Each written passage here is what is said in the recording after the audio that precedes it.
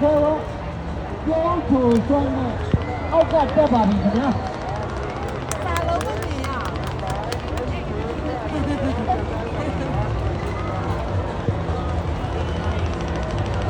ပေါက်နေပါလား အဲ့ဒီကတော့မကြောက်တော့ပြင့်လေရှိတယ်နော်အောက်ကပြင့်လေရှိတယ်သူတို့စိတ်ချရတယ်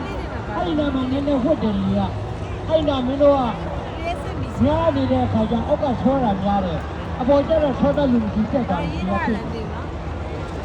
ကဲနောက်တစ်လုံးဒီလိုကြားနေပြီနောက်တစ်လုံး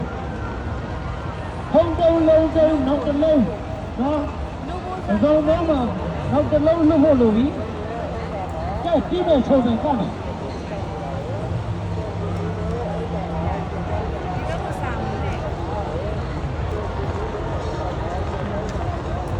ရှင်းလို့ဘက်ကလာဒီကုန်းပြန်ဝဲကြည့်နေတာပါအော်ဟိုမှာအနီးကရောက်လာဟိုမှာမိဘမြန်အနီးကရောက်လာ